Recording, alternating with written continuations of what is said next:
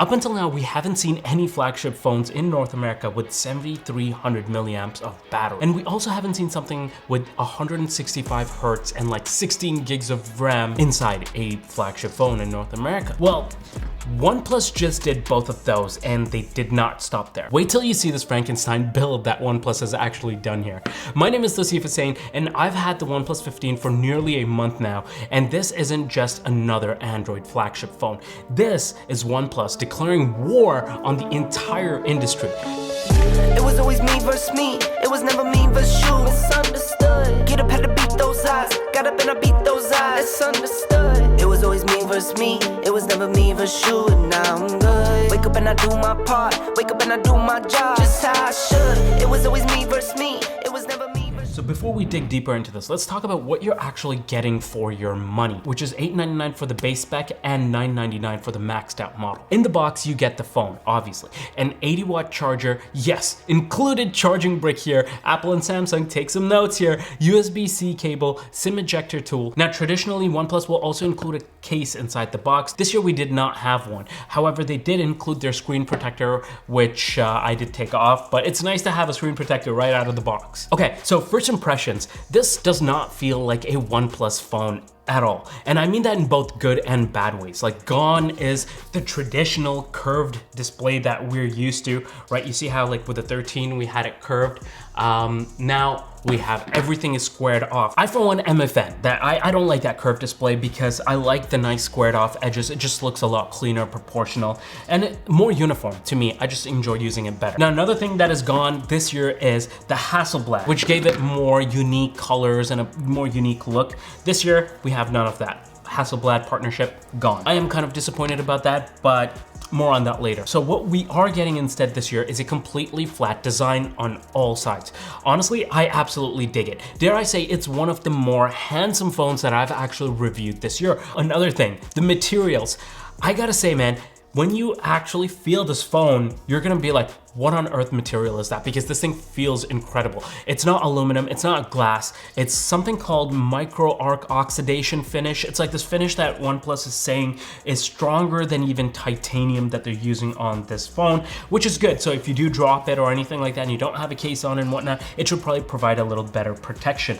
I, for one, absolutely dig how this feels. This feels better than any other material I've felt on a phone this year. Now let's actually talk about the first thing that everyone's gonna notice when they actually pick up this phone, and that is the screen. First and foremost, the bezels, 1.15 millimeters thin. Now, this is literally the size of a credit card on the edge. And for comparison, here's the brand new iPhone 17 Pro Max and also the Pixel 10 Pro XL. Both have bezels that are thicker than this. Here's where it gets controversial. Last year's display was actually a 2K panel with 2K resolution versus this year now we have 1.5K resolution. So before you riot in the comments below, hear me out here.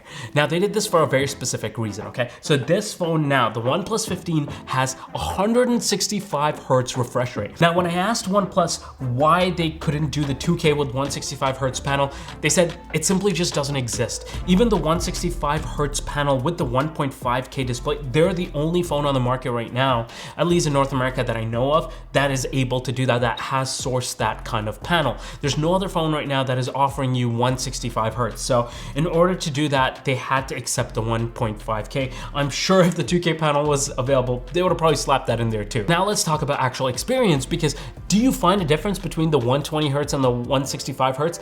In normal use, honestly, barely. Like, I couldn't personally tell a difference, but when you're gaming, that's an entirely different story, and we'll get to that in a second, but my goodness, a world of a difference. Now, what I can tell you about this panel though is that it's incredible. It gets bright enough to use in direct sunlight. It's very readable and legible outside, and couple that with a fast display and the high quality screen, this thing just hits different. Now let's talk about what makes this OnePlus one of the best spec heavy phones on the market right now. Let's talk about performance. First up, Snapdragon 8 Gen Elite. That's Snapdragon's latest 3nm chip, and it is the only phone in North America to have such a powerful chip. So right then and there, they've already got me, but OnePlus didn't stop there. They added something called the Power Trinity. Now, this is basically 3 dedicated chips that are working together in unison to help you get the performance that you're gonna be getting out of this phone. You've got your main Snapdragon chip, you've got a dedicated touch response chip that's running at 3200 Hertz sampling rate, and you have a standalone Wi-Fi 6 chip. All of these together make this phone a complete package. But specs are just numbers. Now let me show you what this thing actually means. When you're playing something like Call of Duty Mobile on this thing, you can play in maxed out ultra settings and you're still getting 165 frame rates per second.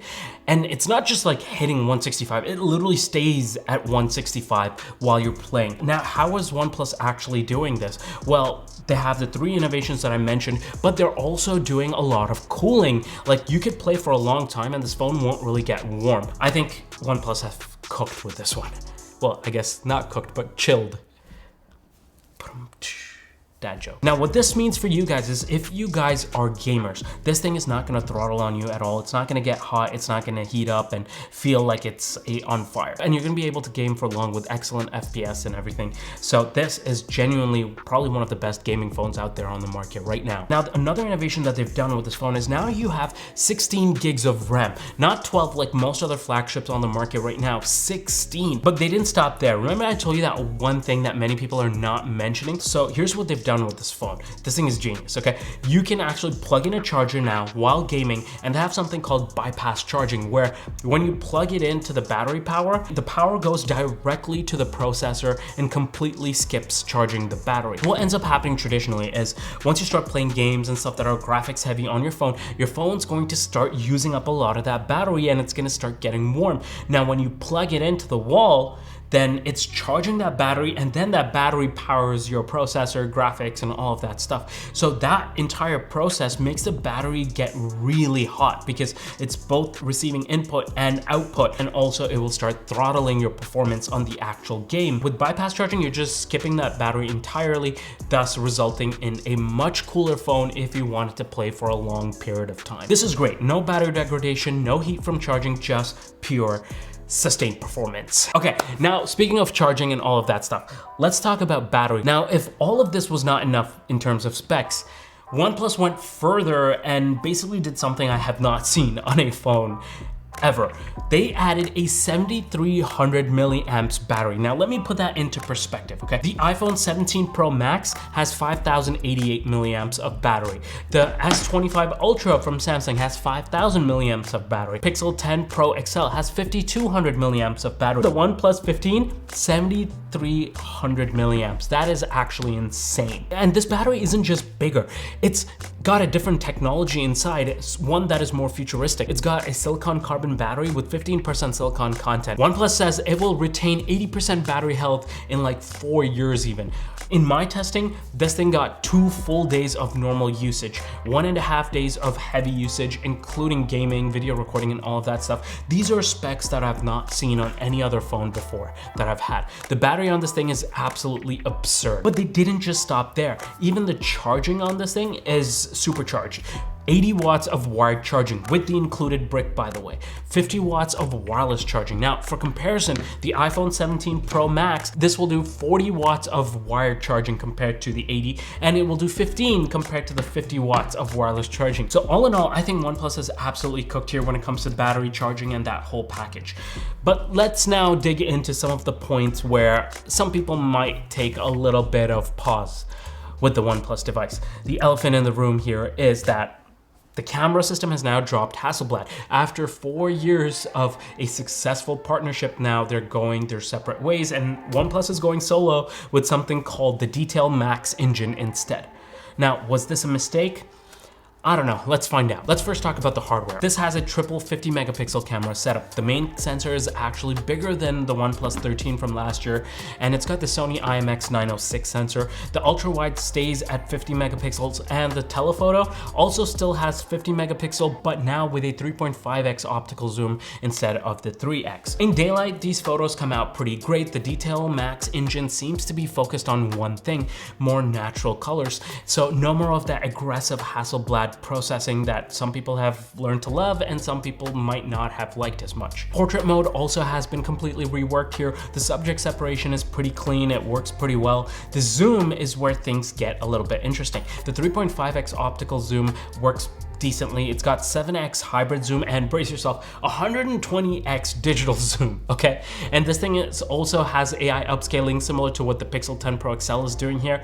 And honestly, it looks pretty good, right? Obviously, it has its limitations with like text and stuff like that because it is using AI. But overall, would I use that 120x? I mean, for surveillance, maybe, but for actual photography, probably not. As for video, it tops out at 4K 120 frames per second and Dolby Vision HDR. There's also an 8K 30 frames per second mode, which honestly some other phones like Samsung's have it. I don't personally use it. I don't know who's asking for 8K out of a phone. Not me. I'm not using that. Now I am very happy because in video mode now you have something called O-Log, so you can actually record in log. I also like that they've included a real-time LUT preview, so if you are recording in log, it does make it a little bit easier for color grading and stuff like that down the road. They've included something called an underwater mode because this phone is like IP64, 5, 6, 7, 8, 9, like everything protected, right? This thing is insane. Like you can take it underwater, no issues and whatnot. Now, one thing I do like about this phone is it does have a 32 megapixel front-facing selfie camera. That's a much higher megapixel count than most of the other brands that are offering out there. However, the video is pretty good. It's decent. So here's an example of the front-facing camera on the OnePlus 15. This is how it looks like. This is pretty good quality coming straight out of camera. This is also the microphone I'm recording directly into. Okay, now let's talk software. So the OnePlus is now running Oxygen OS 16 on Android 16, and look, it looks a little bit familiar, okay? And I mean, OnePlus isn't even trying to hide this anymore. It literally looks like iOS 26, okay? Like anywhere from like the way that the apps are like categorized in like drawers here, like look at that, that's so similar. It also has a very similar looking control panel or whatever. Like it literally looks exactly like, let me open the calculator on both. Okay, look at that. Like you can't tell me that these guys didn't just like copy from the student next to them when the teacher wasn't looking. Like doesn't stop there. Okay, let's go into weather. Now let's look at the weather app even. Okay guys, you can't tell me that some copying has not been done here. Okay, like this is literally exactly the same. Even the way that like you have like multiple like locations here. So needless to say, it's a carbon copy. Is this bad? Honestly, I don't think so. It works pretty well, and especially if you're coming from Apple, like you're probably like, oh, this is neat. It looks like home. But if you're an Android fanboy, you gotta admit that this is very suspicious.